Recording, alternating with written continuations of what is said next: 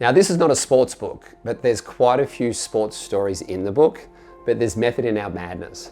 A major theme globally, and a big theme in the book, is uncertainty and learning to embrace it rather than fear it. And if you think about our relationship with sport, it's unpredictable, unscripted, and uncertain. And that's why we love it, right? It touches a part of us that loves surrendering to the unknown, to spontaneity, to surprise, to possibility, to opportunity, where we accept we don't know what's going to happen next and who's going to win. And that's what makes sports so exciting and really, really cool. And the thing is, life can be that way too, because life itself is unpredictable and uncertain and unscripted. And there's a few perspectives in the book that can teach us how to live our lives this way. So rather than saying, I'm anxious about the future, we can learn to say, I'm excited about the future. So in the book, we learn to make uncertainty our friend.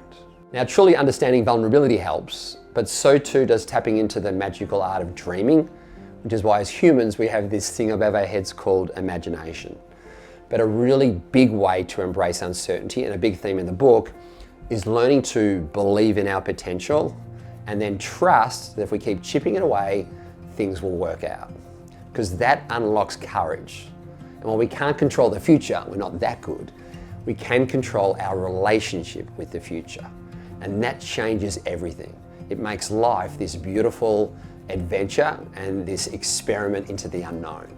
In the book, we trace the origins of potential, especially the lecture that Viktor Frankl gave at Harvard University in 1961, where he first told the world about the self-fulfilling prophecy, where we can learn to hold a higher belief of ourselves in order to realize our potential. And then we tell stories of how Andre Agassi and Roger Bannister and Ash Barty tapped into potential in order to fulfill their dreams. But my favorite story on the power of potential to control our relationship with uncertainty comes from Molly Picklum. So we're counting down the last 2 minutes of Molly Picklum's world title. And I'll try and hold back the tears.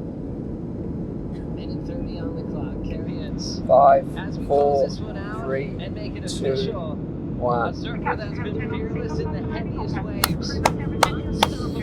All season. Molly Picklum, your world champion. So story time. Last December, Molly builds a plan for 2025.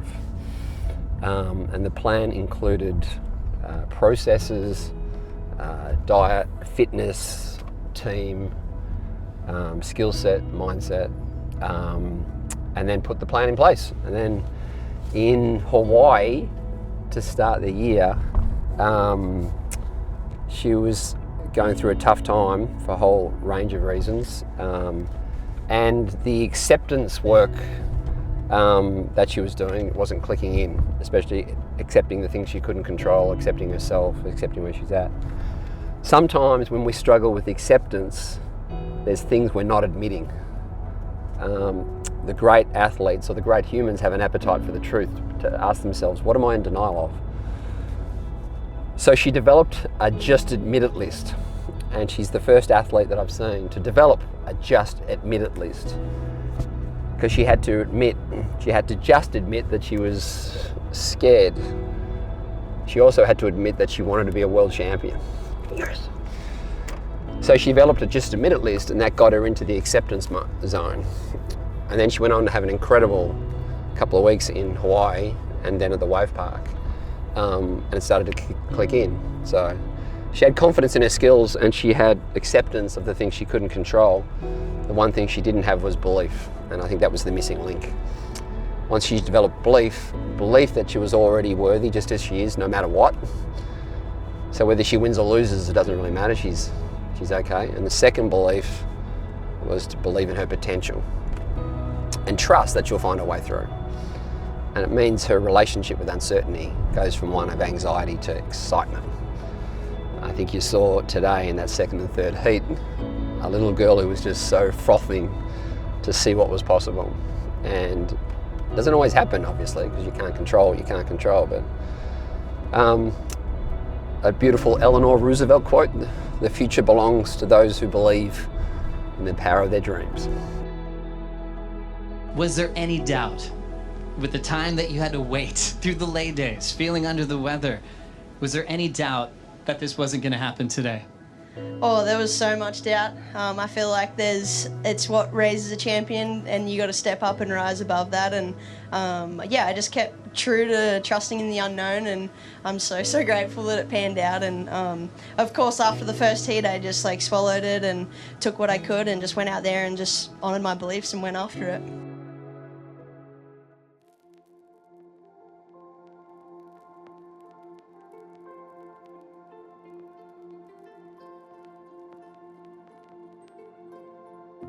You see, our brain has two operating systems. One is narrow and logical and craves certainty and control, and having everything set, squared and organised. But another system, a bigger system, craves connection to a bigger picture, where it surrenders to the unknown and enjoys ambiguity and uncertainty. It's built for presence, and in the grand scheme of things, it's more valuable, but we don't know how to tap into it. Now, a little certainty is needed, but craving it too much makes certainty the enemy of unity and tolerance. Yeah, it's the I'm right, you're wrong, shut up syndrome. It's like in the movie Conclave, where they're talking about the dangers of certainty and the importance of faith, when Ralph Fiennes says, faith is a living thing, precisely because it walks hand in hand with doubt. If there was only certainty and no doubt, there'd be no mystery, and therefore no need for faith. Mix that in with believing in our potential and the power of vulnerability and the power of dreaming, and our relationship with uncertainty changes dramatically. Well, there's a lot of big themes in this book. This one is really powerful for me. And for the last word on uncertainty, I'm going to read from the horse's mouth, so to speak. When we embrace uncertainty, a modern definition of courage emerges. Rather than seeing courage as a bold action in the face of fear, perhaps a deeper form of courage is the ability to stay open when things are complex, unpredictable, and uncertain. How'd she go? She won! Yay! Woo-hoo! Oh, that's so good. Newest world champion. Oh my gosh.